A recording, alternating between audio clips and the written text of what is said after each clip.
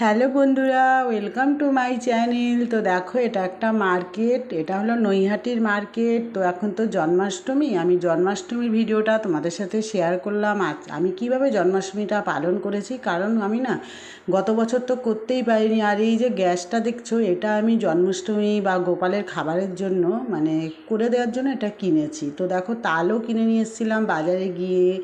আগের দিন বাজার থেকে এসে তারপরে গোপু সোনাদের অঙ্গরাগ করতে দিয়েছিলাম। তোমরা দেখে নাও কেমন অঙ্গরাগটা করেছে।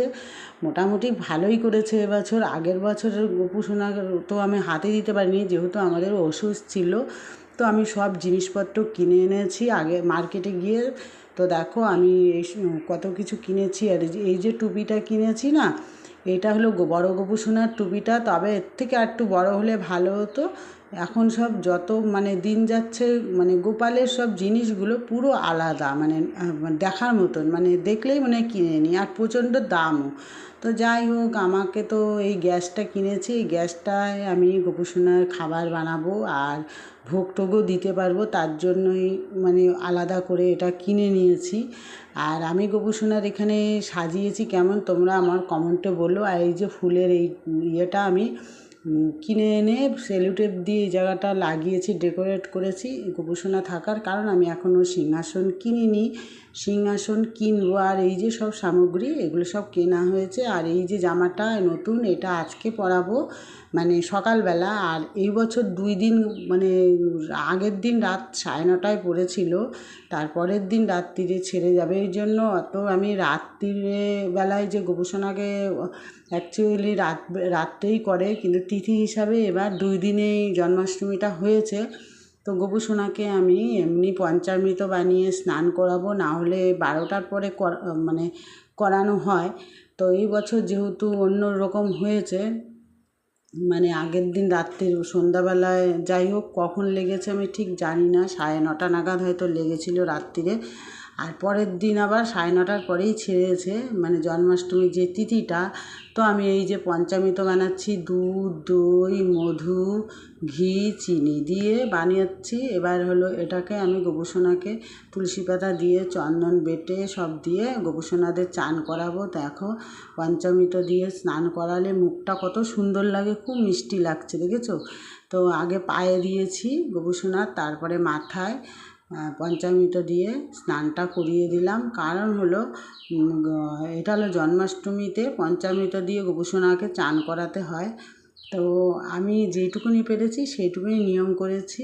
তো দেখো, আমি এটা হলো জন্মাষ্টমীর দিন সকালবেলায় এই স্নানটা করিয়ে নিয়েছি, কারণ রাত্রির বেলা আর করবো না, কারণ রাত্রি মধ্যেই ছেড়ে যাবে। 12টা তো আগেই জন্মাষ্টমীর তিথিটা ছেড়ে যাচ্ছে। তো দেখো, আমার দুপুরবেলা এইভাবে এই জামাটা পরিয়েছি। আর সন্ধ্যাবেলা আবার পুজো করব। তো দুপুরবেলা আমি গোপুসোনাদের পঞ্চামৃত দিয়ে স্নান করিয়ে, এই যে মাথার চুল টুলগুলো আমি সবসময় পরাই না, এগুলো আমি একবারে কিনে রেখেছি, সেইগুলোকে ওই যখন তিথি হিসাবে পূর্ণিমায় কোনো পুজো হলে তখনই পরাই। তো দেখো, এবার ছোটো গোপুসোনাকে এইভাবে সাজিয়েছি, তোমরা কমেন্টে বলো কেমন হয়েছে। আর বড় গোপুসোনাকে এখন করব। তো বড় গোপুসোনাকে তো এই জামাটা পরিয়েছিলাম। তো বড় গোপুসোনাকে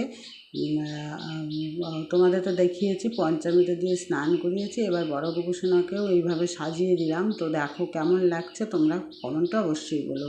তো এই মালা টালা আমি সবই এবছর মানে কিনে নিয়েছিলাম। আগের বছর আমি অত কিনিনি, ওষুধ ছিল। আগের বছর পুরোটা দিয়ে এমনি করেছিলাম, শুধু ঘরে জন্মাষ্টমী পালন করেছিলাম না, যেহেতু ওষুধ ছিল, ওষুধে করতে নেই। তো এইবার আমি বড় গোপুসোনার হয়ে গেছে। এইবার আমি ছোটো গোপুসোনা বড় গোপুসোনাকে এবার আমি খাবার দিয়ে, দুপুরবেলার খাবার দিয়ে এখন আমি যাব হলো ওদের ভোগ বানাতে, মানে যেটাকে সন্ধ্যাবেলায় আমি সব কিছু দিয়ে করব। যার জন্য আমি গ্যাসটা এবছর কিনে নিয়েছি গোপুসোনার জন্য। তো আমি আগে লুকটা তোমাদের দেখিয়ে নিই, আমার সাজানোটা কেমন হয়েছে তোমরা অবশ্যই কমেন্টে বলো।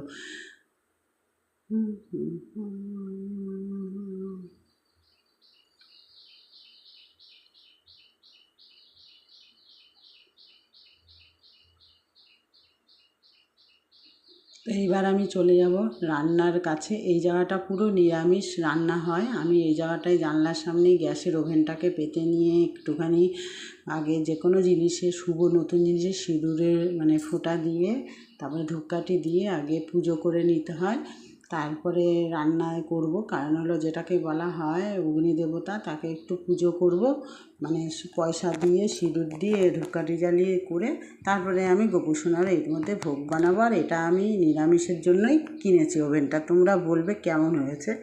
তো গ্যাসটা ভরে নিয়ে এসেছিলাম একবারে কিনে।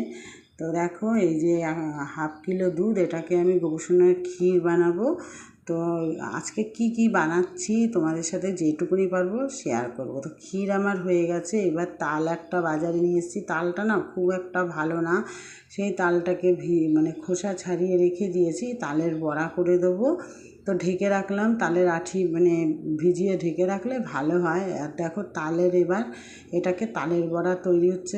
আটা দিয়েছি আর গুড় আর হলো চিনি এইসব মিশিয়ে তালের বড়ার ওটা হয়ে গেছে। এইবার নারকেল একটা ছিল কুড়িয়ে নিয়ে, নারকেলের নাড়ু তো দিতেই হবে, তো নাড়ু বানালাম, তালের বড়া বানালাম। এইবার বানাবো এটা কি বলো তো, সুজি, দুধ আর ময়দা, আগের থেকে চিনি দিয়ে ভিজিয়ে রেখেছিলাম মালপোয়া। আর সত্যি বলতে ঠাকুরের নামে না করছি যে আমার এত ভালো লাগছে। আর এবছর সব জিনিসগুলো খুব ভালো হয়েছে।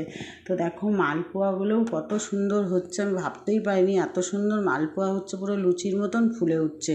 তো দুধ দিয়ে মালপোয়া করলে না সত্যিই ফোলে। তো দেখো এইভাবে মালপোয়াগুলো আমি বানিয়েছি। গোপুর আগে ভোগ দেবো, পুরোটাই সম্পূর্ণই তো নিরামিষই করতে হবে না গোপুর। এবার দেখো তালের বড়া ভাজছি, মালপোয়া হয়ে গেছে, ক্ষীর হয়ে গেছে, নাড়ু হয়ে গেছে, আর হলো এখন তালের বড়া। তো তালের বড়াও আমার তৈরি হয়ে যাচ্ছে। একটু টাইম লেগেছে, সারাদিন ধরে আমি 12টার থেকে শুরু করেছিলাম।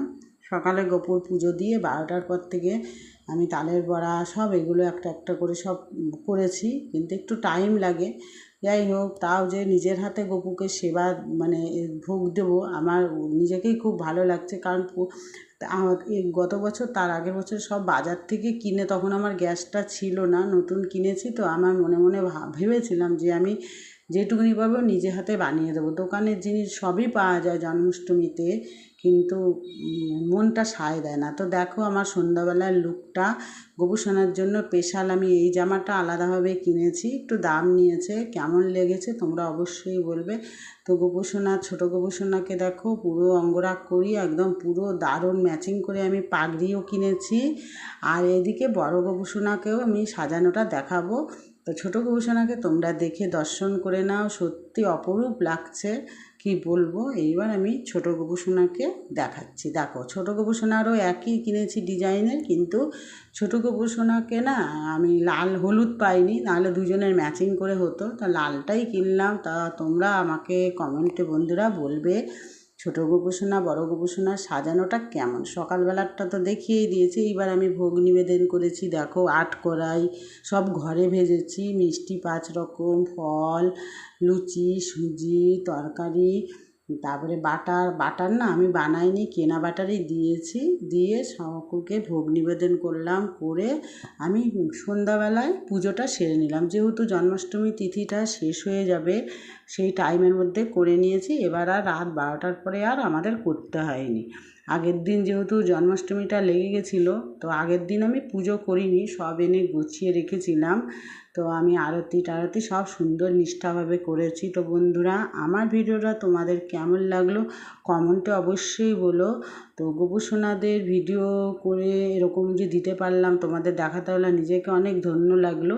তো আমি তো পুজো করি, গোপাল পুজো, তো তোমাদের সঙ্গে এটা শেয়ার করলাম। বন্ধুরা দেখা হবে নেক্সট ভিডিও। রাধে রাধে।